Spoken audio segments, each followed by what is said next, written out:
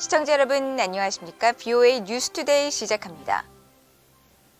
한국의 20대 윤석열 대통령의 취임식을 맞아 미국 국무부는 미한 동맹의 지속성을 강조하고 새로운 윤석열 정부와의 협력을 확신한다고 밝혔습니다. 백악관 고위 관계자는 오는 20일 조 바이든 대통령의 한국 방문 등 아시아 순방과 관련해 인도태평양 지역의 중요성이 강조될 것이라고 밝혔습니다. 첫 소식 조은정 기자가 보도합니다. 한국 20대 대통령 취임식이 10일 한국 국회에서 개최될 예정인 가운데 미국 국무부의 네드 프라이스 대변인은 정례 브리핑에서 한국의 새 정부와의 협력을 확신했습니다. 동맹인 한국과 함께 공동의 이익과 가치를 추구하고 보호할 것이라는 설명입니다. So we are very confident, and we know this because we have had a chance to already meet with some of the transition officials, some of the incoming government officials, that our alliance with the ROK will endure, and that together we'll be able to pursue our interests and to protect our values. 프라이스 대변인은 그러면서 미한 동맹은 누가 재임하는지에 따라 좌우되지 않는다면서 지속적인 특성이 있다고 강조했습니다. 국무부 대변인실 관계자도 이날 VOA에 미한 동맹은 인도태평양 지역의 평화, 안보, 번영의 핵심 축이며 우리는 북한이 영내 안보에 제기하는 위협을 비롯해 세계적인 도전에 맞서 미국과 한국의 협력이 이어지길 기대하고 있다고 밝혔습니다. 이런 가운데 조 바이든 대통령은 20일부터 22일까지 한국을 방문해 윤석열 대통령과 정상회담을 갖습니다. 바이든 대통령은 이어 일본도 방문해 미일 정상회담을 갖고 미국, 일본, 호주, 인도 4개국 협의체인 쿼드 정상회의에 참석합니다. 커트 캠벨 백악관 인도태평양 조정관은 이와 관련해 바이든 대통령이 한국과 일본 방문 동안 인도태평양 지역의 중요성을 강조할 것이라고 밝혔습니다. The overriding message that we are seeking to send is that although there are urgent and immediate tasks ahead of us in Ukraine that are unavoidable and must be met by a transatlantic unity that is profound, deep, and sustained. But at the same time, we must recognize that the larger, more fundamental challenges for the 21st century really lay in the Indo-Pacific region. 캠벨 조정관은 또 한국과 일본을 비롯한 아시아 국가들과 유럽 국가들은 물론 미국의 관점이 모두 일치하고 있다고 평가했습니다. 이런 가운데 네드 프라이스 국무부 대변인은 이날 브리핑에서 북한의 최근 잠수함 발사 탄도미사일 SLBM 발사에 대해 안보리결의 위반이라고 거듭 비판하면서 동맹 그리고 파트너들과 대응 방안을 계속 협의하고 있다고 밝혔습니다. BOA 뉴스 조은정입니다. 미국 국방부는 10일 한국 윤석열 대통령 취임식과 함께 출범하는 한국의 새 정부와의 협력을 고대하고 있다고 밝혔습니다. 존 커비 미국 국방부 대변인은 9일 정례 브리핑에서 한국 새 정부와의 군사훈련 확대와 전략자산 배치 계획 등을 묻는 질문을 받고 이같이 밝히면서 한국의 모든 새 정부와 마찬가지로 한국은 여전히 주요 동맹국이며 우리는 항상 동맹을 더욱 좋고 더 능력 있게 만들 방안을 찾을 것이라고 강조했습니다. 커비 대변인은 또 이달 내에 북한이 핵실험 준비를 마칠 것이라는 평가 내용을 국무부가 언급한 것과 관련한 질문에는 우리는 전략적 위험을 줄이는 것을 우선시하는 책임 있는 국가이기 때문에 그렇게 했다면서 우리는 국제사회가 통일된 목소리로 북한의 무기 개발에 반대해야 한다고 굳게 믿고 있다고 밝혔습니다. 앞서 지난 6일 잘리나 포터 미국 국무부 수석 부대변인은 전화 브리핑에서 북한이 풍계리 핵실험장을 준비하고 있으며 이르면 이달 중 7차 핵실험을 할 준비를 마칠 것으로 평가했습니다. 한국의 새 정부 출범을 맞아 윤석열 정부는 미한 동맹 강화와 함께 영내에서 더 큰 역할을 할 것으로 기대한다고 미국 내 한반도 전문가들이 밝혔습니다. 북한 핵 문제는 물론 인권 분야에서도 긴밀하게 협력하면서 일본과는 관계 개선을 또 중국에는 보다 명확한 입장을 취할 것을 주문하는 목소리도 나왔습니다. 윤석열 정부에 대한 워싱턴주의 기대와 바람을 박형주 기자가 들어봤습니다. 미첼 리스 전 국무부 정책기획실장은 9일 VOA에 한국 윤석열 정부의 출범을 축하하며 미국과 더 큰 협력을 추구한다는 새 정부의 외교 기조를 환영한다고 밝혔습니다.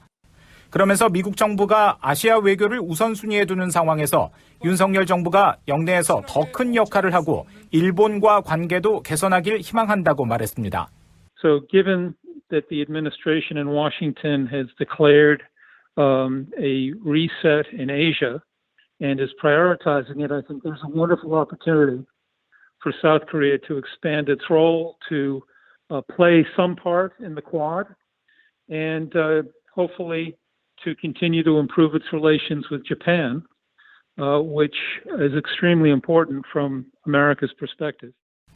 북핵 육자회담 미국 차석 대표를 지낸 조셉 디트라니 전 대사는 미국과 한국의 포괄적 전략 동맹 강화와 더불어 북한 핵 문제 해결을 위한 긴밀한 공조를 기대했습니다. 특히 시간이 걸리더라도 완전하고 검증 가능한 북한의 비핵화가 목표가 돼야 한다고 강조했습니다. But that's staying focused on complete, verifiable denuclearization of the Korean Peninsula. South Korea doesn't have nuclear weapons, so we're talking about North Korea. Not arms control. It may take 10 years, it may take 15 years, but the ultimate goal is complete, verifiable denuclearization. 프레드 플레이츠 전 백악관 국가안보보좌관 비서실장은 북한의 도발이 계속되는 상황에서 미한 연합훈련 재개 등 강력한 대응 기조가 필요하다고 강조했습니다.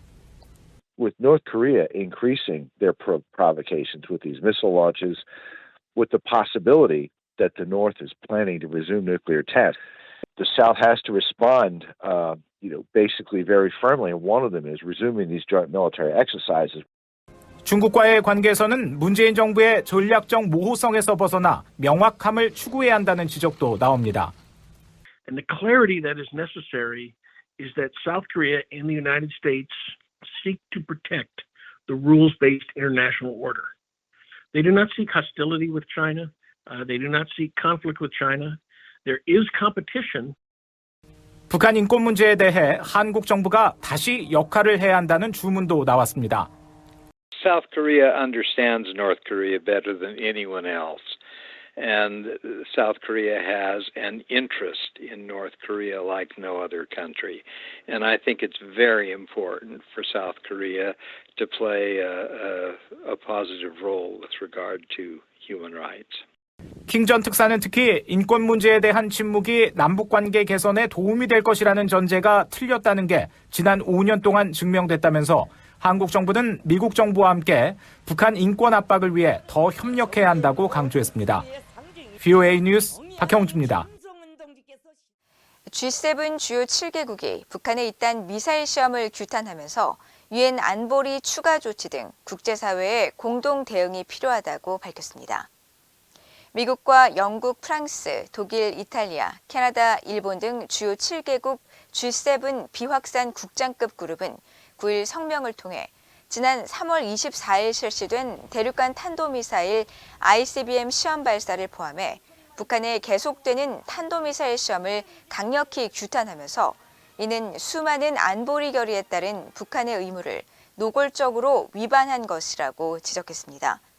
G7은 최근 북한 핵시설에서 움직임이 나타나고 있다는 점도 거론하면서 이는 핵 프로그램 개발이 현재 진행 중임을 시사한다고 지적하면서 이런 모든 무모한 행동은 영내와 국제 평화, 안보를 위협하고 국제 민간 항공과 영내 해상 항행에 위험하고 예측할 수 없는 위험을 가하며 유엔 안보리 추가 조치를 포함한 국제사회의 단합된 대응을 필요로 한다고 강조하고 완전한 대량 살상 무기 폐기와 대화 복귀를 북한에 촉구했습니다. 유엔 안보리가 11일 북한의 최근 탄도미사일 발사를 논의하기 위한 회의를 개최합니다.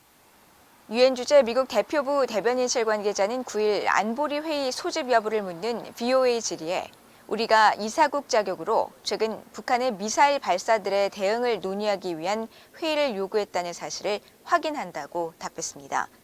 이어 유엔 안보리 의장국 자격으로 한 별도의 답변에서 이번 수요일인 11일에 회의가 열린다는 점을 확인할 수 있다고 덧붙였습니다. 5월 안보리 의장국을 맡고 있는 미국은 안보리 이사국 자격으로 회의 소집을 요청한 뒤 곧바로 의장국 자격으로 회의 일정을 확정했습니다. 안보리가 북한의 탄도미사일 발사에 대응해 회의를 개최하는 것은 지난 1월 10일과 20일, 2월 4일과 8일, 그리고 지난달 7일과 25일에 이어 올해 7번째입니다. 특히 지난달 25일 회의는 비공개로 열렸던 앞선 회의와 달리 공개 방식으로 열렸는데 이번에도 회의 내용이 공개될지 주목됩니다. 앞서 북한은 7일 함경남도 신포 해상 일대에서 잠수함 발사 탄도미사일 SLBM으로 추정되는 단거리 탄도미사일 한 발을 쐈으며 지난 4일에는 대륙간 탄도미사일 ICBM 추정 발사체를 발사했습니다. 이상으로 BOA 뉴스투데이를 마칩니다. 시청해주신 여러분 고맙습니다.